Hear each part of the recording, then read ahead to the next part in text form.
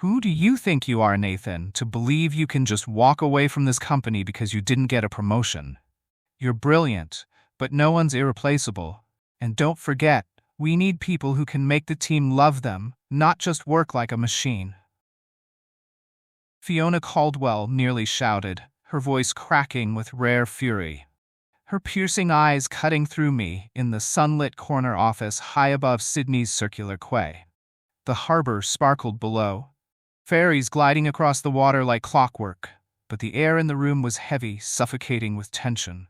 Fiona, my manager, sat across from me, her navy suit impeccably tailored, her usual smile gone, replaced by a mix of shock and disdain. "You're exceptional. No one denies that," she continued, her tones smooth but sharp as a blade. "But Liam, he's got that spark. People gravitate to him. He's more approachable.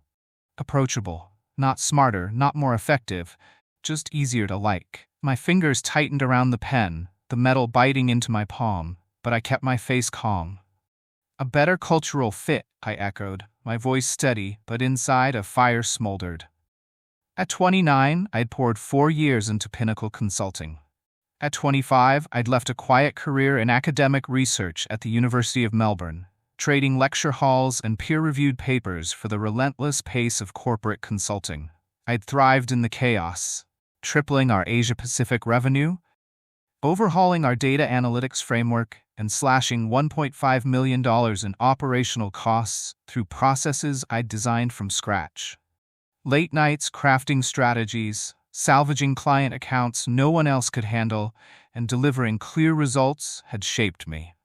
I'd built dashboards that saved multi-million-dollar deals, trained teams to anticipate market shifts, and turned chaos into clarity. My work had pulled Pinnacle from the brink of losing major accounts, earning praise in boardrooms. Yet here I was, being told Liam, a young, charismatic guy with a dazzling smile, stylish Instagram posts, and effortless charm at Friday drinks, was getting the senior director role I'd earned. Fiona adjusted her glasses, her gaze expectant, waiting for me to nod, to swallow the insult and play the good soldier. Instead, I slid a cream-colored envelope across her polished desk, its edges crisp against the dark wood. "Thank you for the clarity," I said, my voice cold, masking the fire in my chest. "This is my resignation, effective 2 weeks from now." Her polished facade shattered, her eyes widening, her hand freezing midair. "Nathan, let's not rush this. We can work something out. More pay, more responsibility, a path to leadership." But I was done with empty promises. "No need," I replied, standing, my shadow falling across her desk. "You've made your priorities clear, and I'm focused on impact. That's why I'm leaving." What Fiona didn't know, what no one at Pinnacle had noticed, was that while Liam was winning hearts in the break room, I'd been building something far greater. For 2 years, I'd channeled my frustration with Pinnacle's stagnation into a side venture, a data-driven consulting firm specializing in predictive analytics for small businesses. Registered in New South Wales, it was quietly profitable, with clients ranging from Bondi's boutique retailers to Byron Bay's ecotourism startups and even small agribusinesses in the Hunter Valley. I hadn't been outplayed today. I'd outgrown their narrow stage. My firm wasn't just a fallback. It was a vision, a rebellion against a system that valued optics over outcomes. Pinnacle couldn't contain it, and I was ready to step into the space I'd carved for myself. As I left Fiona's office, a hush spread across the open-plan floor. Colleagues glanced up from their screens, whispers trailing me like ripples. Liam, no doubt, was already picturing his name on the director's door, his ambitious plans coming to life. But I moved with purpose, returning to my desk as if it were just another Tuesday. Inside that resignation envelope was a second document, one that would make Fiona rethink her morning flat white, her choices, and the fragility of the empire she thought she controlled. The next 2 weeks were a strange theater, a performance of professionalism in a workplace that had betrayed its own values. Liam glided through the office, his radiant smile like sunlight, his new role a crown he wore with every step. He hosted team lunches, his stories punctuated by knowing winks, his confidence bolstered by a position he hadn't earned. On day 5, he leaned against my desk, his designer cologne sharp, his grin bright but tinged with condescension. "Nathan, I hope you're not too gutted about the role," he said, his tone dripping with false sympathy. "I know you had your heart set on it." I looked up briefly, my screen filled with archived files, years of dashboards, client pipelines, process optimizations, not to steal, but to catalog. Every revenue spike, every efficiency gain, every win tied to my work meticulously documented. "No worries, Liam," I said, my smile cool and measured, a shield against his smugness. "You'll do great." He sauntered off, satisfied, oblivious to the fragile foundation his promotion rested on. A house of cards built on my unseen labor. 2 years earlier, exasperated by Pinnacle's resistance to innovation, I'd started coding a predictive analytics platform in the quiet hours of my evenings. Built with my own tools, on my own dime, it used machine learning to forecast market trends for small businesses. Retail, tourism, niche agriculture, even renewable energy startups. It wasn't just software, it was a lifeline, enabling companies to navigate volatile markets with precision. Last month, the Australian Patent Office granted my application, a silent victory that felt like reclaiming my worth. The second page of my resignation detailed its impact.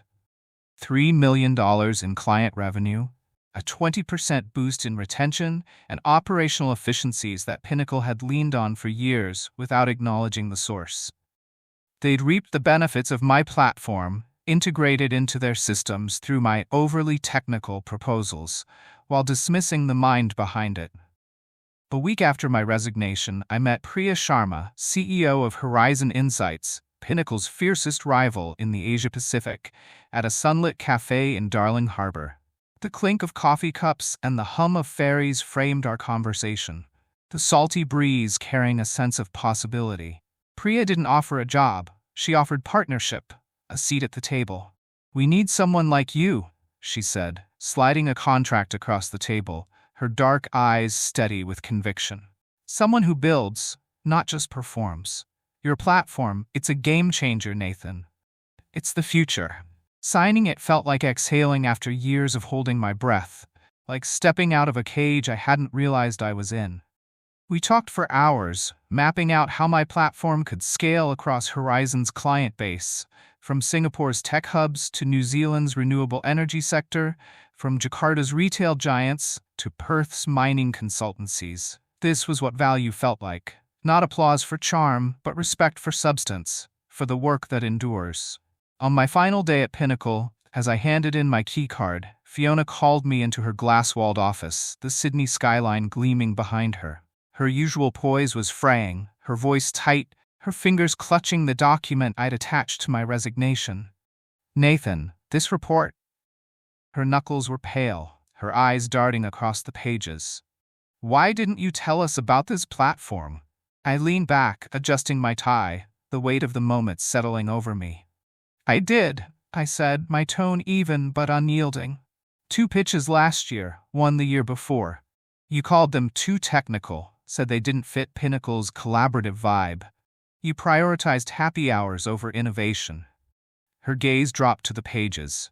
Revenue projections, retention metrics, automated forecasting, her face paling as the numbers sank in, each one a testament to what she'd overlooked. "This is patented?" she asked, her voice barely above a whisper. I nodded, unflinching. "Approved last month. I've joined Horizon Insights as a partner. They're rolling it out across the region." Fiona's breath caught, a sharp intake that echoed in the silence. "Horizon? Nathan? They're our biggest competitor. What about loyalty?" The word landed like a slap, and I raised an eyebrow, my patience thin. "Loyalty?" I said, my voice low but cutting. "You mean when you chose Liam's charisma over my track record? Or when you dismissed my proposals because I didn't lead the office book club or charm the Friday drinks crowd? Loyalty goes both ways, Fiona." She opened her mouth, grasping for leverage, then tried a final gambit. "We'll match their offer," she said, desperate. "Director, full autonomy, a seat on the leadership team. Please stay." I shook my head standing. It was never about the title. It was about being valued. "You made your choice." As I walked out, Her phone was already ringing, a frantic scramble to salvage what was already lost. The door closed behind me, and I didn't look back. My first day at Horizon Insights was a revelation, a stark contrast to the world I'd left behind. Gone were Pinnacle's fluorescent hum, its passive-aggressive Slack threads, its obsession with optics. Horizon's North Sydney office was sleek, modern, with floor-to-ceiling views of the Harbour Bridge and a plaque on my door. Nathan Carter, Partner, Data Innovation. The real shift wasn't the view or the title, it was the culture.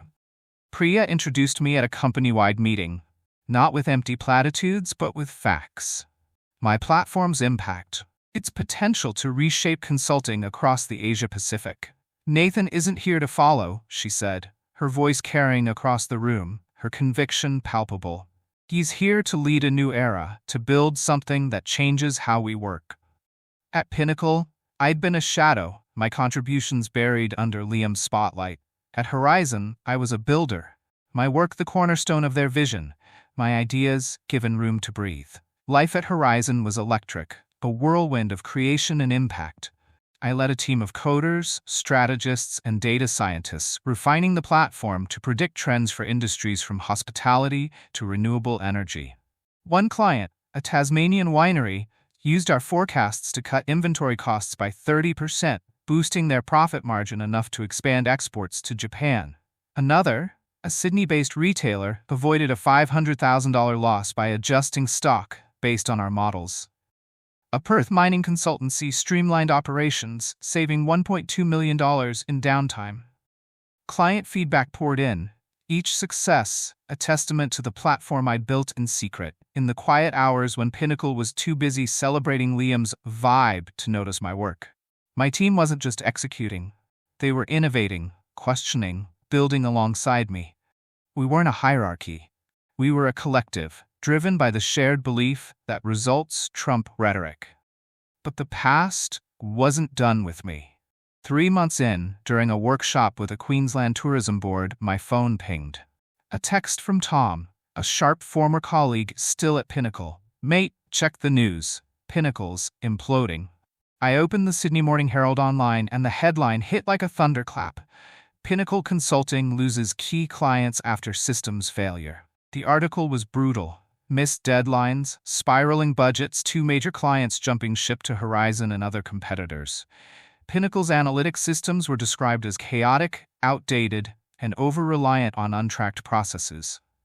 A quote from a client, the CEO of a renewable energy firm, cut deep. "It's like their core engine vanished overnight. We trusted them to lead, and they collapsed." I knew that engine. It was me. The systems I'd built, the processes I'd optimized, the platform they'd used without crediting. Another text from Tom, "Liam's losing it in the break room. Full meltdown." I leaned back, the harbor sparkling outside my office, its light dancing on the glass. Revenge wasn't necessary. Results spoke louder, and they were deafening. 6 months after leaving Pinnacle, I arrived at Horizon to find Priya waiting by my desk, holding a copy of the Australian Financial Review. The headline screamed, "Pinnacle Consulting faces emergency restructure after client exodus." "They tried to replicate your platform," Priya said, her tone dry, her eyes glinting with amusement. "They didn't grasp its logic." I nodded, a faint smile tugging at my lips. They thought it was just code. The real value was the strategy, the thinking behind it. They never understood that. Priya's grin was sharp, the kind that comes from watching a long game unfold. "Which is why the board voted unanimously to make you Chief Innovation Officer effective next month. You're not just improving us, Nathan. You're redefining what we can do, what this industry can be." Pride warmed my chest. Not the fleeting kind, but something deeper, something rooted. This was recognition. Not for fitting in, not for playing the game, but for standing out, for building something unassailable. That evening, an email from Fiona landed in my inbox, its subject line stark. "I was wrong. Nathan, you've likely seen Pinnacle's struggles," she wrote. "Ignoring your work was the greatest failure of my career. The board knows what you built, what we lost. I stepped down last week. Liam left shortly after. Charm doesn't deliver, and we're paying the price." The words were heavy. A confession carved in regret, but they didn't shake me as they might have years ago. I'd carried the weight of their dismissal for too long, now it was theirs to bear. I replied simply, "Thank you, Fiona. Results matter. All the best." In my office, a framed patent certificate hung beside a Business Review award naming me a rising innovator. A copy of Forbes Asia sat on my shelf, open to a feature on my platform's impact. Fiona's email was a footnote, not a triumph. The next morning, I called a team meeting. Designers, coders, strategists, and analysts filled the room, their energy palpable, their notebooks open, their eyes bright with purpose. "Before we dive into our next phase," I said, standing at the head of the table, "I want to share a story. Not about data or deals, but about worth. About seeing it in yourself when others don't. About building when the world looks away." I told them of the years spent unseen, of pitching ideas to deaf ears, of trusting my vision despite dismissal, of turning rejection into fuel. Eyes met mine, nods rippling through the group. A young analyst, May, caught my gaze, her expression one I recognized. Quiet determination, the kind that thrives in the shadows, the kind I'd once carried. They leaned in, not just to my words, but to the truth behind them.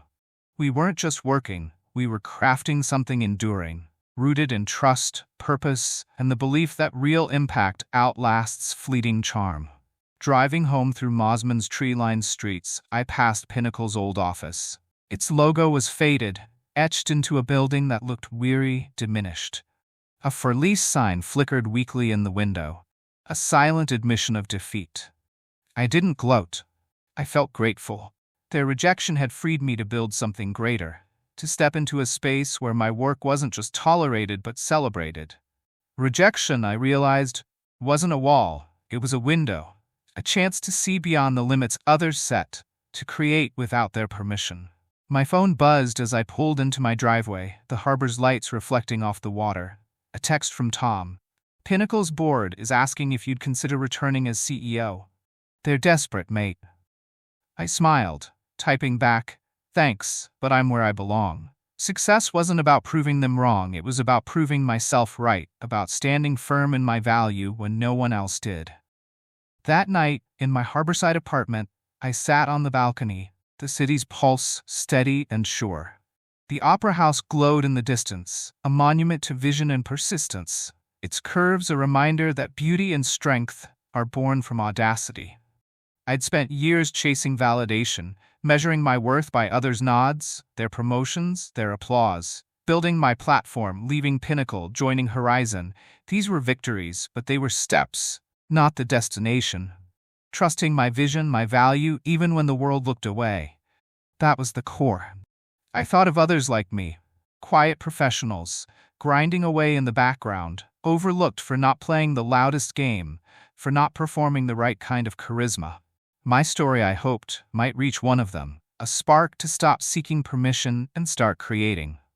Rejection wasn't a dead end. It was a redirection, a chance to build something unassailable.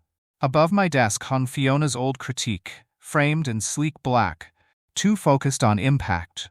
She was right. That focus had led me here, to leadership, to purpose, to a clarity I hadn't known I was seeking. But as I reviewed global licensing proposals for my platform, deals stretching from Tokyo to Auckland, Mumbai to Seoul, a deeper shift stirred within me. I'd been driven by achievement, by the need to prove my worth through metrics, milestones, and accolades.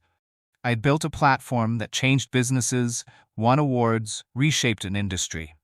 Yet the real work, I realized, wasn't in the systems or the titles. It was in lifting others, in showing them the path I'd stumbled through, in giving them the tools to claim their own worth. Impact wasn't just measured in dollars or deals, it was in the lives you touched, the belief you instilled, the courage you inspired. That realization crystallized into a decision, one that felt less like a choice and more like a calling. I would start a mentorship program for young professionals. Those told they were too serious, too technical, or not enough in all the ways that didn't matter. It wouldn't just teach skills, it would teach resilience. The kind that comes from knowing your worth isn't tied to someone else's approval. the kind that turns dismissal into defiance. The next morning, I pitched the idea to Priya over coffee at Circular Quay, the harbor alive with movement. "This isn't just about career growth," I said, the words spilling out with a conviction that surprised even me. "It's about showing them they're enough, especially when the world tells them they're not. It's about giving them what I wish I'd had, a voice that says, 'Keep going. You're more than their limits.'" Priya's eyes lit up, her smile wide. "Nathan, this is why you're here. It's not just about what you build. It's about who you inspire. Do it.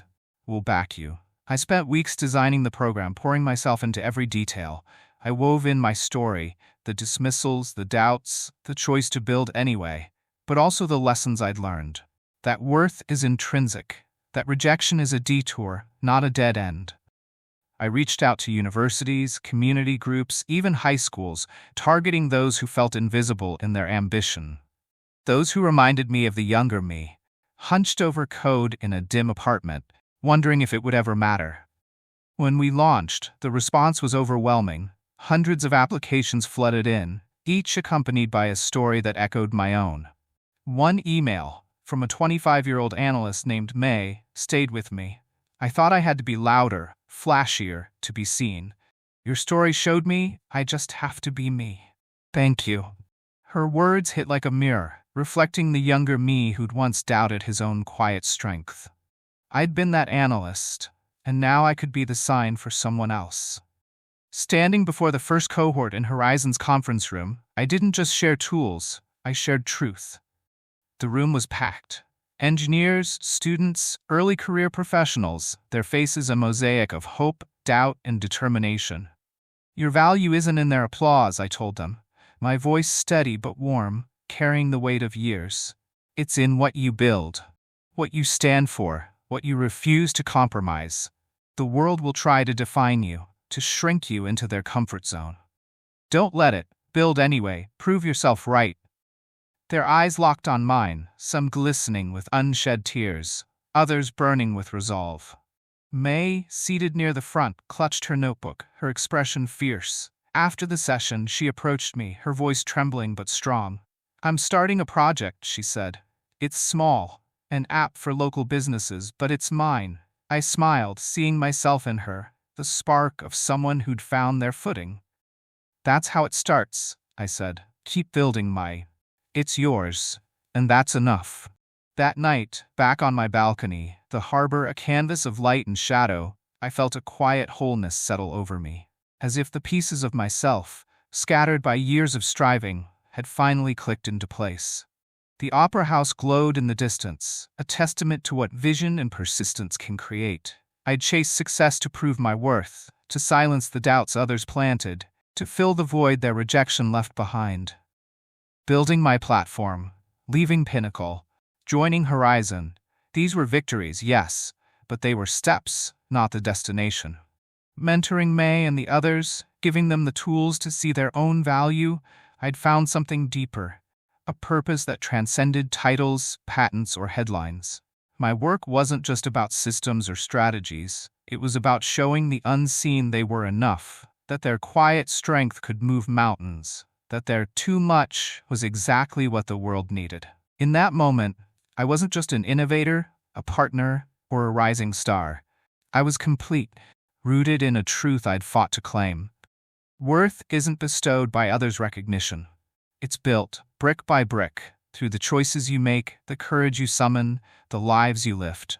I looked out at the city, its pulse steady and sure, and knew I'd found my place, not just in the world, but within myself. The journey hadn't been about proving them wrong. It had been about proving myself right, and in doing so showing others they could do the same. I had built a platform that changed businesses, but this program, this calling, would change lives. And that, I realized, was the truest measure of impact. Not what you achieve, but who you empower to rise alongside you.